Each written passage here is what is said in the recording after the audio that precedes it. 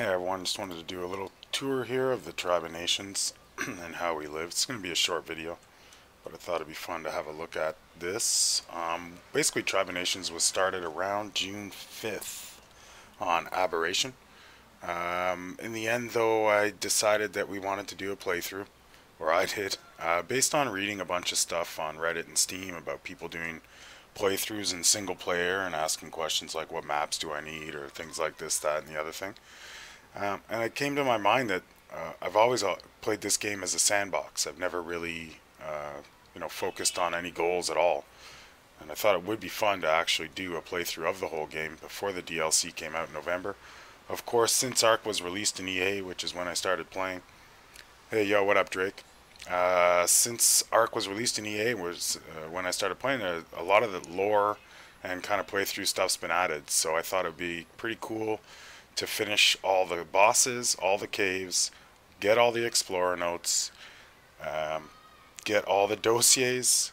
I'm even going to go for Steam achievements and finish all that in time for November's DLC release. Now, it's going a little slow for me, I'll admit that. I do spend a lot of time promoting and working on the server, as well as helping out my tribe, but I do have 8 caves done above ground at this point, 1 boss. I'm working on the underwater caves this week, so let's get started on the tour here.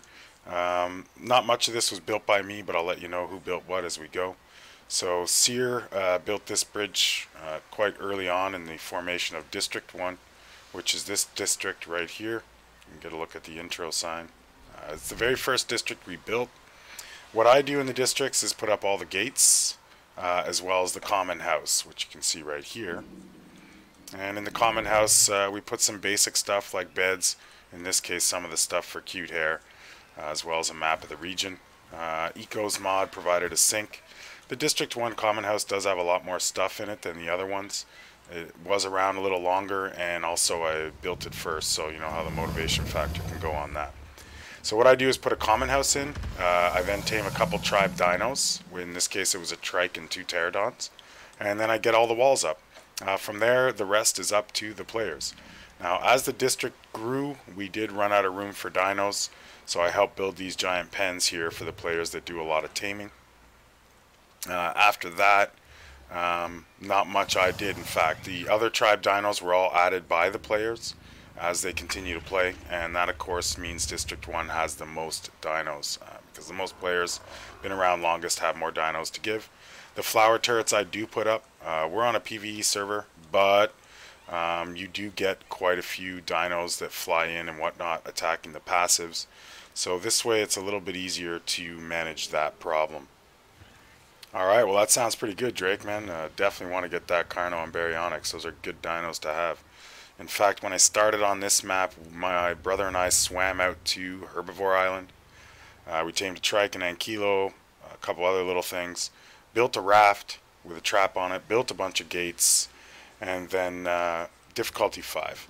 And then we went ahead out and took that raft across to the northeast, right, which you may not be able to see anyways. I can't bring up the map in Spectator, but the northeast where the river exits to the ocean. If we didn't have the gates pre-built, we would have lost everything, so we popped those gates down right away, stored our dinos inside. So continuing with the tour, this looks like Sear's house. Quite a cool build. I really do like it. He's got his sun porch upstairs here. Another dino pen. Some gardens. Nice little build with the 2 gardens attached there. I also find that kind of interesting. And Pocket. Pocket's been around a while. Quiet player. Gets the job done. Over here we got Mimph. Mimph was unquestionably an expert player. We knew that right upon joining. He's obviously done quite a few of the caves, as we can see. And I noticed when he started playing that he did things in a solid order. You know, he got what he needed to work hard. We get a lot of new players in our tribe. We're kind of open to that. That's one of the big things we do. And the other thing is we get a lot of players with 4,000 or 5,000 hours, but that just want kind of a casual tribe. They want to do their own thing. We got Molly over here, a young lady, not sure where she's from. She's back in school, a little more casual, but she does get on once in a while to get some work done. As well, Line from Europe. I haven't seen her in a while, but a hella fine supporter of the community. She's been very generous as far as helping us out goes, and we do keep her stuff safe, even if she can only come on once a month. another advantage to being in Tribe of Nations, if you send me a letter and tell me you're busy, well, not a letter, but a PM, we won't kick you out. And that way, if you can't get on every 7 days, you're good to go. Raven here, who I guess I thought was permanently on Ragnarok. But once Raven comes back, as soon as I'm online, we'll just re-invite him back into the tribe. He'll have all his buildings back. No problem with that. I didn't destroy his buildings because there was no need. Not a lot of building happening in District 1 at the time. If not, though, this yellow does create an enemy foundation situation, and I do got to get rid of that building. If I don't see him for a while, I will. Can always replace it later. Rico, hell of a gunsmith. This guy knows what's up. Did some caves with him the other day, and he was excellent to have on board. He does not mess around when it comes to that sort of stuff. Got the Giga here that won't be surviving much longer. Minf has moved on to another server, so we're going to go ahead and clear up that area. Cora, yeah. Cora joined for like a day and never saw them again. Time's running out as well.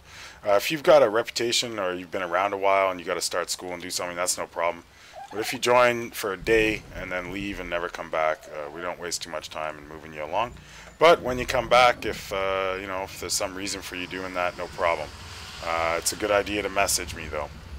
Down here into the common area of District 2, which we've now entered. Forgot to mention that. District 2, Tribe of Nations, the second district built. Filled up pretty quick. It was before September, before school started though. So we did put in another common area here. I only built a 1-story common area, but Dino, I believe, a player in the tribe, decided to add an extra area to it. I'm not sure if there's a bunch of stuff in these boxes, but they are accessible to anyone who might need something that joins the tribe. Again, the map, a couple smithies, the basic stuff. I mean, the fun of the game for me is the early game. I like doing all that myself. But for those players that want a little bit of a head start, we can get that done for you. Big fan of Oryx because of the name Oryx. Based on the book Oryx and Crake by Margaret Atwood, the writer of The Handmaid's Tale, which is now a popular show. So I connected with her immediately. Nathan, new join, new player, hadn't played much. Outstanding enthusiasm. Just good to have around, all-around good guy to have here for sure. Yeah, sure, I play on PC. Everybody's welcome in our tribe, but I think you play on one of the consoles, right, Drake? If I'm not mistaken.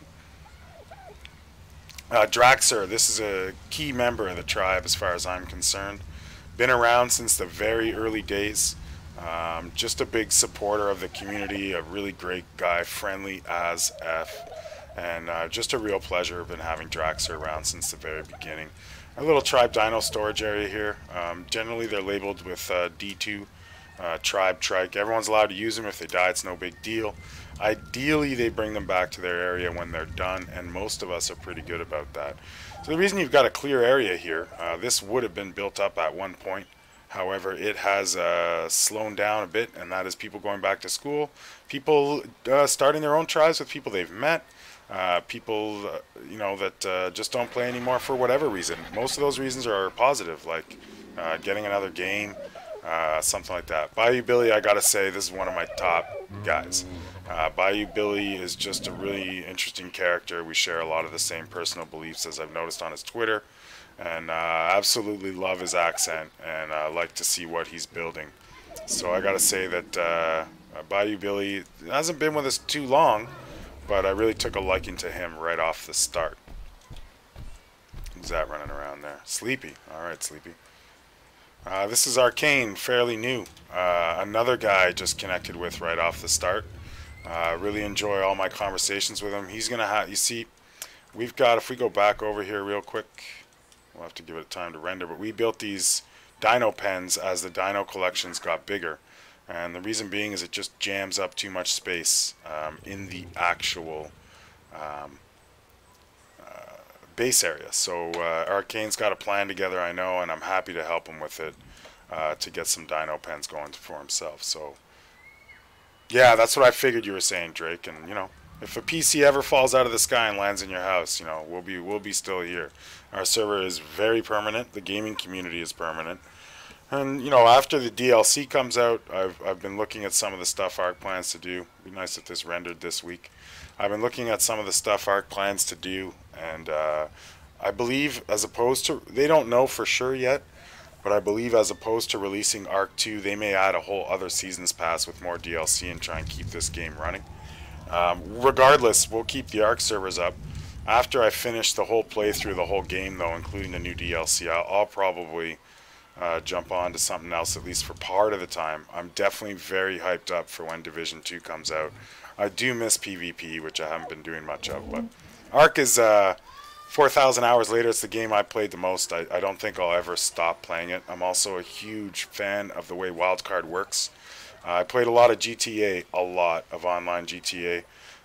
That loot crates, or their shark card system, and the way they, in my opinion, simply try. Rockstar is just trying to cash grab everything they can off players. Although I'll play their games when they're good, Wildcard does almost the exact opposite. Wildcard put out the Scorched Earth DLC. They allow modders to make Ragnarok. They allow modders to make, you don't even have to buy it. Wildcard on their mobile game, and I've never heard of this, and feel free to comment, allows in their mobile game for you to play on God mode and have server admin stuff. I mean, almost every other mobile game out there is pay to win at this point, and almost. I'm not saying all of them, but that's a standard model, and I respected Arc for Wildcard, which I know they're not entirely in ownership of it. It's a different company or whatever, but I really respected Wildcard for changing up the mobile the mobile model a little bit, and as well just find that they don't have loot crates. I see people on Steam when the Tech Raptor came out complaining, like, oh, a Raptor? Oh God, why isn't it this? They're giving you something for free. In a lot of other games, EA and Rockstar are some of the worst in my mind for that. To get that item, you'd have to buy a $10 loot crate or a $5 loot crate, or for something like that Tech Raptor, probably even more, and you may not get it. So for those complaining, I don't understand. In the game, with the way the gaming industry is today, I can't imagine why anybody would complain about getting something for free. They put the Seasons Pass on sale for PC users at $11 Canadian in the spring. This is a company, they support modders by paying modders. They have sponsored mods. This is a company that is about growing, and sure, the game's got some glitches, and the people that like to say they should fix stuff before they put out new content, well, some of the stuff's pretty hard to fix. When the company started with this game, they were very small, and there's some stuff that might be a little bit of a challenge to fix now. We do need bridges to get across. I started by making just a regular bridge, but in the end I decided that I wanted to make the Golden Gate Bridge, so that's what we got here. It was a 33-hour build. You can find out all about it on other YouTube videos, but I'm very, very proud of this build. It's one of the most ambitious projects I took on. The only fail was I didn't really know how to use dynamic pillars, and we have it as part of S+, and I probably could have made these gradually get narrower, just like the real Golden Gate Bridge. And I may fix that one day, but I doubt it. It feels project complete to me. I also put in a memorial for the, I believe it's 11, 3, 6, 9, 10, 11, yes, the 11 brave men and women that died in the making of this bridge. So let's just have a quick look at their names. And yeah, even though back then the safety thing on bridges was not much when you're a bridge builder. I believe his last name was Strauss, I remember that, but the chief engineer, Mr. Strauss, was very keen on worker safety, and he built a net under the bridge, and 10 men died on one day, unfortunately, out of 11, when the scaffolding they were on fell and broke the net. 12 men fell, 11 men died. It's sad because at that point only one man had died on the job, and at that time the standard was for every $1 million you spent building something, one individual died. This bridge cost $35 million at that time. And up until that incident, only one had died. So you still got 11 deaths on 35 million. That's less than half the standard.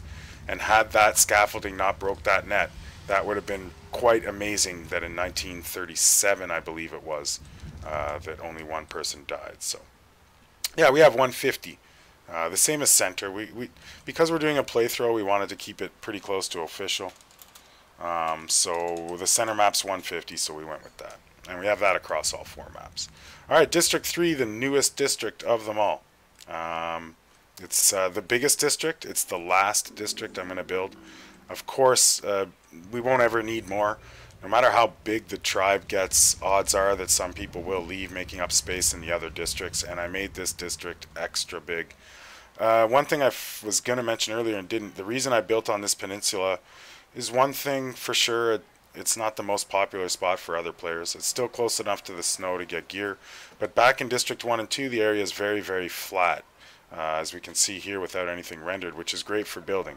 Unfortunately, and some people enjoy the slant, I'm not a big fan. I like to build on flat surfaces, but District 3 here has a bit of a hill system almost, or a sloping little hill there in the center. But Mr. Leto found a kind of a cool spot. I was wondering how long it would take for someone to build here, because it's kind of cool surrounded by the rocks. And Mr. Leto took that up. And he had started with us originally and left. It's a true story. Leto had started with me in the first few days of District 1 on the island. He played around a little bit and wanted to go check out some other servers, and after a couple months or 6 weeks, he just said, you know what, man, you just can't find anything like what you guys got going on over there. It's not just the server, it's the tribe as well. It's a very unique concept that works well. We better not look in other people's houses. It's a little rude. I like to respect privacy. So plenty of room in this district. With school starting and the current player count and state of the game, I don't expect it to fill up too fast. It would fill up really fast if there was a Steam sale. What was that chubby? Oh, okay. The anteater guy, probably? Hang on. I think I know what you're talking about. Was he over in the rock area? It's a bug killer, though. It's like a giant anteater, I believe. I know what you're talking about. I'm terrible with names for dinos. I use my own names for most of them based on how they look. And that's a horrible thing to say because I've been playing this game for like 4,000 hours. Ah, here we go. Is it this guy?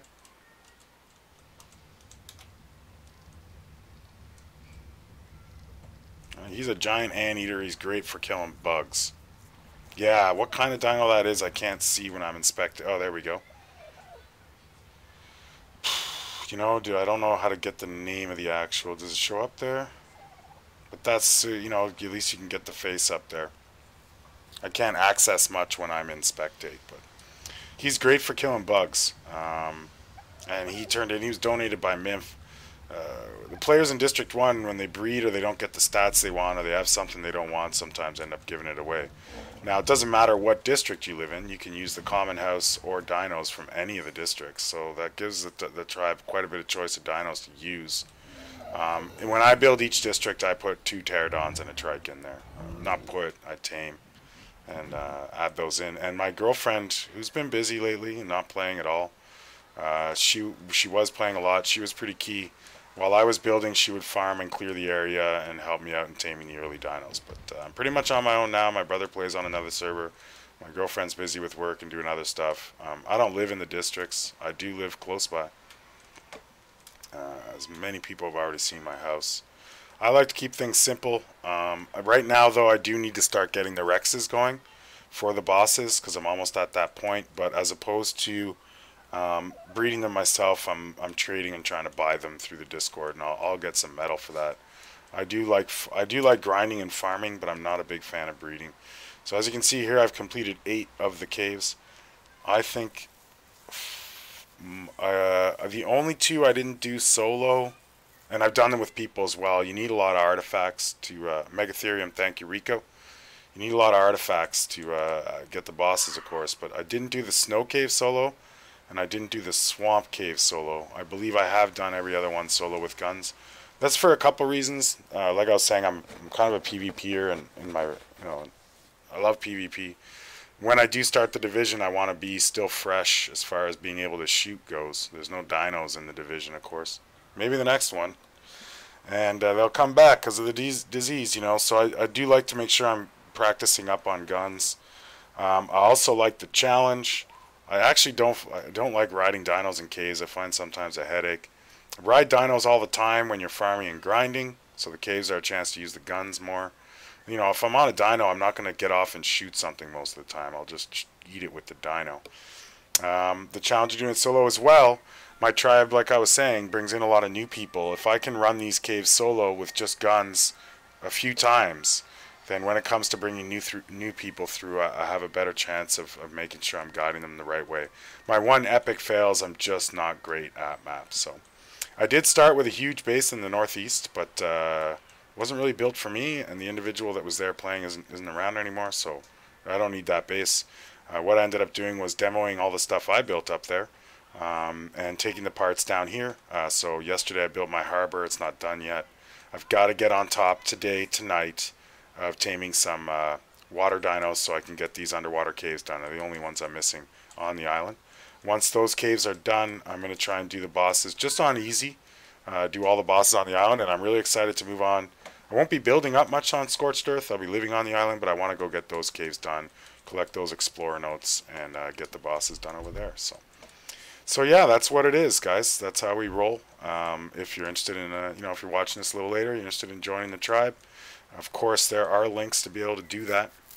This was just a short video to take a look at the Tribe of Nations. I'm about to clear out a few players that haven't been around for weeks, so we won't see those buildings again. And I thought we might want to memorize them. It's not the wrong word, but y'all all know what I mean.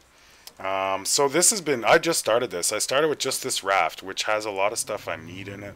It's got a little farming there. I got my fabricator, some smithy, the stuff you really need. I got more stuff up here. Got your fridges and my boxes, but in the end it was kind of becoming a headache for room. This isn't the best spot to build. It's on Craig's Island. No one really likes it here. That's why I built here. I'm kind of a community guy. I put the community first. And then over the past 2 days I put this together. A lot of these parts I took from my northeast base, so I didn't have to grind for much of it. And every day for a while, for weeks, I was farming a lot of materials to build up for this base. What I didn't have, I was able to get from my northeast base. And as I mentioned before, in planning the playthrough, I played on the server from June 5th. I started on Aberration, right up till about August 5th to 10th that I start doing some caves. So I spent 2 months farming, grinding, collecting mats, so on and so forth.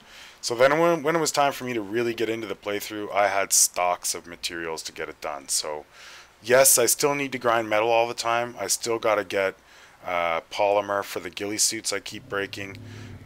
So there's still some farming I got to do. Oh, nice. But when it comes to black pearls and stuff, I'm a little light on them. But when it comes to a lot of the other mats, I just already have them stored. So yeah, another thing I forgot to mention early on, the big reasons why I like to keep the Tribe of Nations all together is we're 36 people now in the tribe, okay? And if those people were actually not in our tribe, okay? Sorry for that. I got to keep that door open. It's so beautiful out today. And I'm overlooking the park here on my right side with a glorious tree right in front of the deck. We call it a terrace, but I'm up in the second floor here. So it's just great to have it open, and my cat can go out there and sit on the deck and so on. So as I was saying, if you took 36 players and you spread them around the map, average tribe size, say 4, sometimes 6, sometimes 2, the whole map would be jammed, right? So the concept is with all those players in one spot, not only is there always someone to play with, there's always people around, so they're never alone, which is kind of the point of a tribe. But the other upside is we do have a lot of other tribes and solo players on this map, and they've got a lot of room to do their own thing. So if you spread out 36 players all over the map, that we're talking running out of space. This map has room beyond anything you'd ever expect to see with a 50 active player map. There's no point in me. I'm going so fast it's not going to render anyways, so things will look bare when they're not. But see, like there's a base right here. This was the original District 2, actually. District 2 got cancer. Like someone said, it's where the cool kids used to play, and the cool kids turned out to be assholes. As a result, I don't really go there. It's got bad vibes for me. It was a big part of the August 1st to 7th Dark Wars. Wolfie, though, the champion that he is, he was an original D2 member, and he stuck it out and pretty much took over the thing. So, Wolfie's a great guy. He is a Tribe of Nations member. He's one of the few, I think there's only one, maybe two, that don't live in the districts. and he started here, and he's still here. And also, you know, it's a pretty damn nice build. He's got a lot on the go in life. He's not super active, but that's the advantage as well to being Tribe Nations. We use real rapid timers on our servers to make sure, not real, a little faster than average though, but everybody knows that. And if you're in Tribe Nations with so many members, odds are someone's going to fly by your section and restart those timers. So yeah, like I was saying, this was meant to be a real quick video. I did it live just to avoid the editing and the uploading time and everything after. And yeah, so I don't know who these guys are, but I'm sure they're around. The Dauntless Bloodmongers. Little raft going. We've got 7-day timer on here, which means there's quite a bit of time already used up. We use timers on structures to auto decay, but it's got issues on dinos, so unfortunately I do need to go around every now and then and check on to see if dinos are clogging the map. Because our map, oh right, there's another thing. This is where we just keep our dinos ready for bosses. It got so crowded that people were having a really hard time landing in the center, so we built this giant parking structure, which has worked out great. I'd actually brought it up on Discord and said, like, hey, can you guys maybe rearrange your dinos a little better? And I did not receive a very big smile making that statement, so I said, you know what, why bust their balls? I'll get down there and just get this cliffside parking garage set up. Big job. I did that job, and then after that I built the Golden Gate Bridge. So it was about a 45-hour building over a couple days. For the Golden Gate Bridge, I actually pushed a 24 hours straight, no sleep. I was so amped up to get it done. Yeah, okay, well, take care, Rico. Hopefully we'll see you this weekend for those underwater caves, buddy. And yeah, so that's about it. I mean, like I said, I just wanted to get something memorialized? I don't know. For the Tribe of Nations District 2, because 2 of the big builders are about to be removed from the tribe, playing on other servers. Haven't heard from them in a couple weeks, sent a couple messages, so time to clean that up. We got to keep things efficiently. The reason we run those fast timers is we do a lot of promoting, so we get a lot of new players in the server that might come in and place a few fireplaces, build a little house, and then just end off somewhere else. So and we also really like big builds. I don't want to restrict building. That includes raft builds. We've got the settings boosted up pretty high on build size, and I don't want to restrict the building for people because of a bunch of fireplaces, torches, and little thatch houses around. And unfortunately, when you demo them, if their timers are up, you don't get any mats. So it's not very motivating to demo them. And even then, people aren't going to take the time when they're busy playing to demo a fireplace, campfire, I mean, you know. So that's that. So we do have them running pretty quick. And it's what it's meant is, even with those huge Golden Gate Bridge over there, giant bases, 10,000 dino cap, our server does not lag at all. Part of that is the high-end quality of the server. This server has Minecraft design behind it, so it's made to handle huge builds. It has ultra-high bandwidth, which means that we can get players from all over the world. I've got players literally, our server base is New York. I've got players in New Zealand that get better performance than they do on their servers, official servers in that area. So the reason we do that is for a few. One, I like to play, well, my basic philosophy is a high quality product and good customer service will always help you to be successful. But as well, I like to play on a good server. I don't want to be lagging and rubber banding, so I'm going to make sure I got the right gear to do that. And also on the bandwidth thing, I play at weird times. My girlfriend finishes work at 4 a.m., so I could be on at 3 a.m. Eastern. Well, it's nice that there's guys from Europe on at that time, or guys from New Zealand or Australia. Look at that theory. I don't have those flower turrets set right yet either. We'll have to keep an eye on that. So, you know, it means that 24 hours a day there's generally players on. The only real quiet time is from about 1 a.m. Eastern to 3, and there's still a few people on. So it's pretty great for that. And, you know, just being able to play without rubber banding or lag is a much better experience. And even with the building, even with the dinos, there's a lot of dinos tamed on this map. And I have resources regrowing twice as fast and twice as close to base structures.